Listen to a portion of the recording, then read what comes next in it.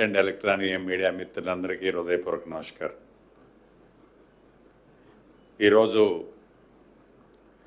గౌరవ ముఖ్యమంత్రి రేవంత్ రెడ్డి గారి అధ్యక్షతన తెలంగాణ రాష్ట్ర క్యాబినెట్ సుదీర్ఘంగా అనేక అంశాల మీద చర్చించి నిర్ణయాలు తీసుకోవటం జరిగింది.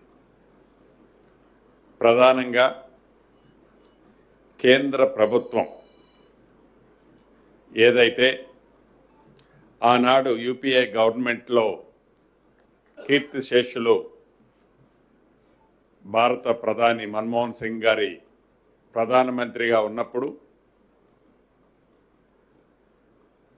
ఉద్యోగ భద్రత, కార్మికులకు భద్రత కల్పించాలని ఆనాడు యూపీఏ ప్రభుత్వం దేశవ్యాప్తంగా పేదవాళ్ళు మెచ్చే విధంగా ఉపాధి హామీ కార్యక్రమాన్ని ఆనాడు యూపీఏ ప్రభుత్వం అన్ని రాష్ట్ర ప్రభుత్వాలు ఆమోదించే విధంగా ఆనాడు 2006లో ఏర్పాటు చేయటం జరిగింది. తదుపరి ఎన్డీఏ ప్రభుత్వంలో ఈనాడు రాష్ట్ర ప్రభుత్వాల అభిప్రాయాలకు భిన్నంగా దేశంలోని ప్రజల అభిప్రాయాలకి, కూలీల అభిప్రాయాలకి, పేదవాడి అభిప్రాయాలకి భిన్నంగా ఈ ఉపాధి హామీ పథకాన్ని పేరు మార్చి విబిజీ రామ్జీ పేరుతో రాష్ట్రాల అభ్యంతరం తెలియచేస్తున్న, దేశంలోని పేదవాళ్ళు అభ్యంతరాన్ని తెలియచేస్తున్న ఒంటెద్దు పోకడతో కేంద్ర ప్రభుత్వం ఈ జీరామ్జీ కార్యక్రమాన్ని నిన్న 1వ తారీఖు నుంచి దేశవ్యాప్తంగా ప్రవేశపెట్టింది. జనవరిలో అసెంబ్లీ సమావేశాల్లో ఏదైతే ఈ ఉపాధి హామీ కార్యక్రమాన్ని పేరు మార్చి పేదవాళ్ళ హక్కులను హరించే విధంగా ఈ చట్టాన్ని తీసుకొచ్చిన అంశంలో తెలంగాణ అసెంబ్లీ ఏకగ్రీవంగా దాన్ని వ్యతిరేకరిస్తూ తీర్మానం చేసి కేంద్రానికి కూడా పంపటం జరిగింది. అయినా ఒంటెద్దు పోకడతో కేంద్ర ప్రభుత్వం ససేమరా అంటే ససేమరా అనే విధంగా ఒక్క లైను, ఒక పులి స్టాపు, కామా కూడా వారు అనుకున్నది మార్చకుండా యాజ్ ఇట్ ఈజ్గా నిన్న జూలై 1వ తారీఖు నుంచి దేశవ్యాప్తంగా దీన్ని ఇంప్లిమెంటేషన్ చేయటం జరిగింది.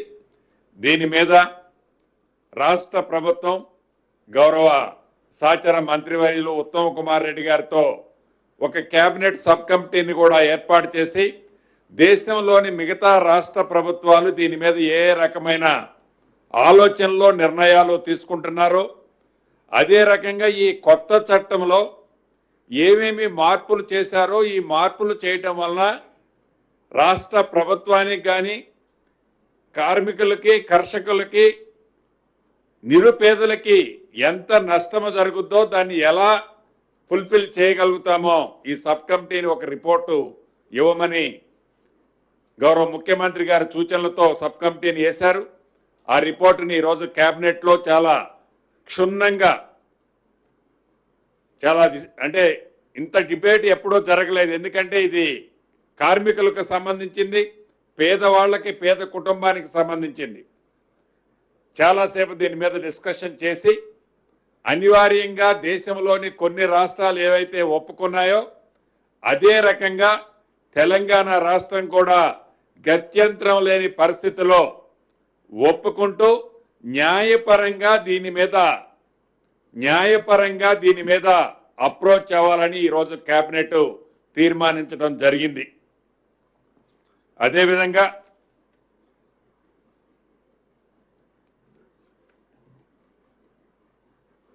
రాష్ట్రంలో ఉన్న స్కూల్స్, జూనియర్ కాలేజీలు అప్ టు 12th వరకు ఎవరైతే విద్యార్థులు ఉన్నారో వీరందరికీ మధ్యాహ్న భోజనం కార్యక్రమం, అల్పాహారము పాలు ఇవ్వాలి అని కేబినెట్లో నిర్ణయం తీసుకోవడం జరిగింది.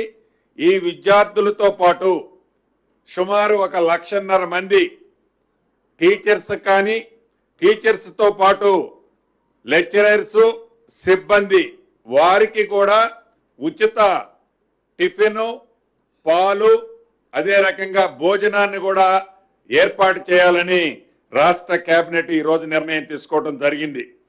అదే రకంగా పేదవాడికి మంచి వైద్యం ఇవ్వాలని ఈ రాష్ట్ర ప్రభుత్వం ఏదైతే దృఢ సంకల్పంతో ఈ వైద్య హెల్త్ సెక్టార్ని మరింత స్ట్రెంథెన్ చేసే దాంట్లో భాగంగా టిమ్స్ సూపర్ స్పెషాలిటీ హాస్పిటల్తో పాటు సనత్ నగరు, ఎల్బీ నగరు, అల్వాలలోని TIMS, Warangal super speciality hospitals already as early as possible complete చేస్తూ వాటిని రన్నింగ్లోకి తీసుకురావడానికి 6,278 పోస్టులు 6,278 వివిధ కేటగిరీలకు సంబంధించిన పోస్టులను కూడా రాష్ట్ర కేబినెట్ ఆమోదించడం జరిగింది. దీనితో పాటు ఇందాక ఏవైతే ఈ 4 కార్పొరేట్ స్థాయి హాస్పిటల్స్ చెప్పానో భవిష్యత్తులో ఈ హాస్పిటల్స్ కూడా సీఎం రిలీఫ్కి సంబంధించిన ఎల్ఓసీలు ఇవ్వాలని కూడా రాష్ట్ర కేబినెట్ నిర్ణయం తీసుకోవడం జరిగింది. అదేవిధంగా రాష్ట్ర ప్రభుత్వం హైదరాబాద్లో ఏదైతే రివర్ ఫ్రంట్ ఉందో మూసి ప్రక్షాళన చేసే దాంట్లో భాగంగా ఫేజ్ 1కి సంబంధించి గాంధీ సరోవరకు ఉన్న వి షేప్లో ఉన్న ఆ మూసీ రివర్ని 21 కిలోమీటర్లు ఫస్ట్ ఫేజ్లో రాబోయే కొద్ది రోజుల్లో టెండర్ పిలవటానికి ప్రిపేర్ చేశారు. దానికి సంబంధించి 7,345 కోట్లు 7,345 క్రోర్స్కి రాష్ట్ర కేబినెట్ ఆమోదించడం జరిగింది.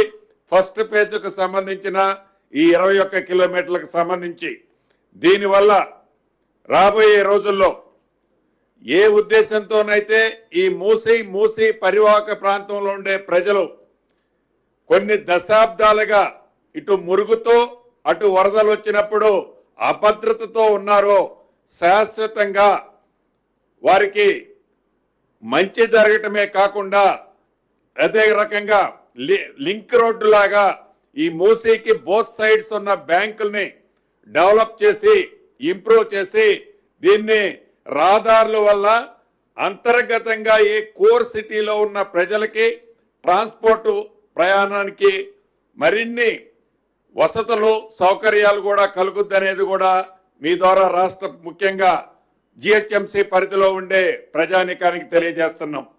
అదేవిధంగా ప్రధానంగా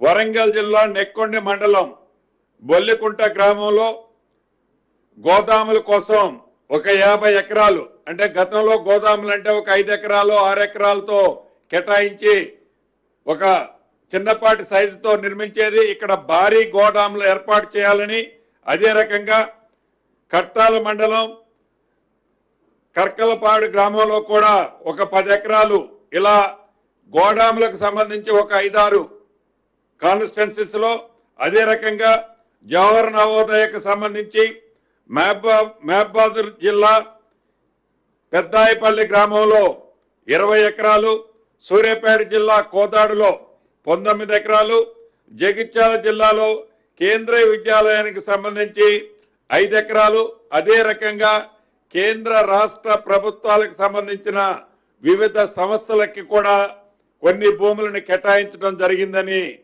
మీ ద్వారా రాష్ట్ర ప్రజలకు ఈరోజు కేబినెట్లో జరిగిందని మీ ద్వారా రాష్ట్ర ప్రజలకు తెలియజేయడం జరుగుతుంది. థ్యాంక్ యూ అన్న. ఎస్, సుప్రీంకోర్టుకి కూడా అప్రోచ్ అవ్వాలని ఈరోజు కేబినెట్ నిర్ణయం తీసుకోవడం జరిగింది. ఇది ఇన్కార్పొరేట్ దీంట్లో జాయిన్ అవుతూనే మనకు ఉన్న హక్కులు ఏవైతే ఉన్నాయో ఆ హక్కులని రక్షించుకునే దాంట్లో న్యాయస్థానం సుప్రీంకోర్టుకి అప్రోచ్ అవ్వాలన్నది కూడా కేబినెట్ నిర్ణయం తీసుకోవడం జరిగింది. అంటే యాజ్ ఇట్ ఈజ్ గా అన్ని స్టేట్లు కూడా ఇన్కార్పొరేట్ అయ్యాయి. వాళ్ళు మనలాగానే మిగతా స్టేట్లు కూడా న్యాయ పోరాటానికి ప్రిపేర్ అవుతున్నారు. ఈరోజు ఆ డిబేట్ రాలేదు. ఎస్ 1-2 ప్లేసెస్ లో ఇవ్వటం, అందుకే నేను చెప్పాను కేంద్ర రాష్ట్ర ప్రభుత్వాలకు సంబంధించిన కొన్ని కేటాయించడం జరిగింది.